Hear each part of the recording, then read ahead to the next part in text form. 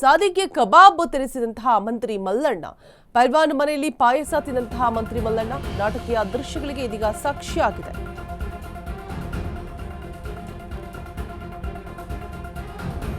ಪೈಲ್ವಾನ್ ಮನೆಯಲ್ಲಿ ಪಾಯಸ ತಿಂದಿದ್ದಾರೆ ಮಲ್ಲಣ್ಣ. ನಾಟಕೀಯ ದೃಶ್ಯಗಳಿಗೆ ಸಾಕ್ಷಿಯಾದಂತಹ ದಾವಣಗೆರೆ.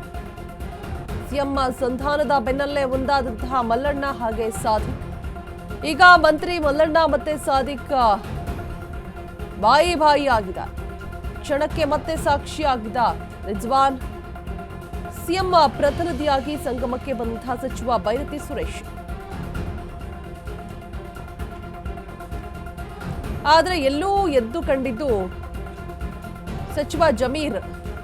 ನಾಳೆಯಿಂದ ಸಮರ್ಥ ಪರ ಸಾದಿಕ್ ಪೈಲ್ವಾನ್ ಪ್ರಚಾರ ಆರಂಭ ಮಾಡಲಿದ್ದಾರೆ.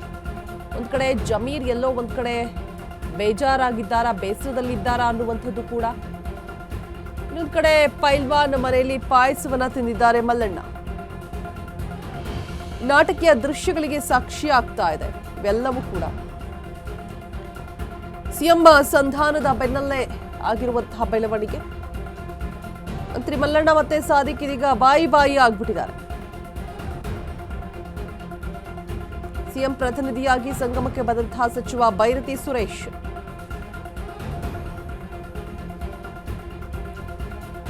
ಇಲ್ಲೂ ಕೂಡ ಕಂಡಿದ್ದು ಸಚಿವ ಜಮೀರ್ ಅಹಮದ್ ಗೈರು.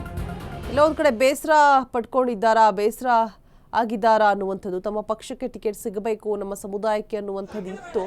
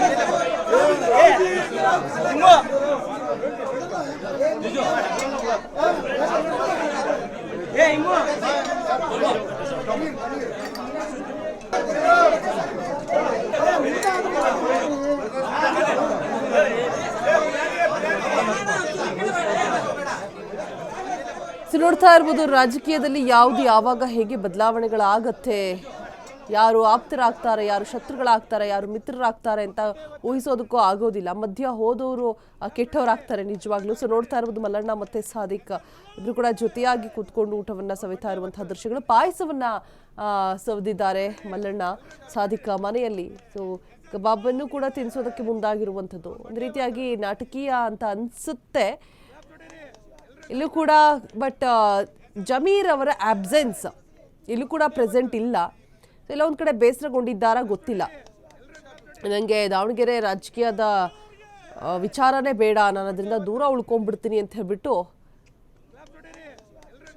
ಜಮೀರ್ ಎಲ್ಲ ಕಡೆ ಕೂಡ ಗೈರಾಗಿರುವಂಥದ್ದು ಒಂದಷ್ಟು ಸಂಶಯಗಳಿಗೆ ಕಾರಣ ಆಗ್ತಾ ಇದೆ. ಬಿಕಾಸ್ ಎಲ್ರಿಗೂ ಕೂಡ ಇರುತ್ತೆ ತಮ್ಮ ಸಮುದಾಯದವರಿಗೆ ಟಿಕೆಟ್ ಸಿಗಬೇಕಿತ್ತು, ಸಪೋರ್ಟ್ ಸಿಗಬೇಕಿತ್ತು ಅಂತ ಹೇಳ್ಬಿಟ್ಟು. ಸೊ ಆ ನಿಟ್ಟಲ್ಲಿ ಏನಾದರೂ ಬೇಸರಗೊಂಡಿದ್ದಾರಾ ಗೊತ್ತಿಲ್ಲ. ಈಗ ಫೈನಲ್ ಆಗಂತೂ ಈ ಬಂಡಾಯ ಎದ್ದಿದ್ದಂತಹ ಪೈಲ್ವಾನನ ಸಮಾಧಾನ ಮಾಡಿದ್ದಾರೆ.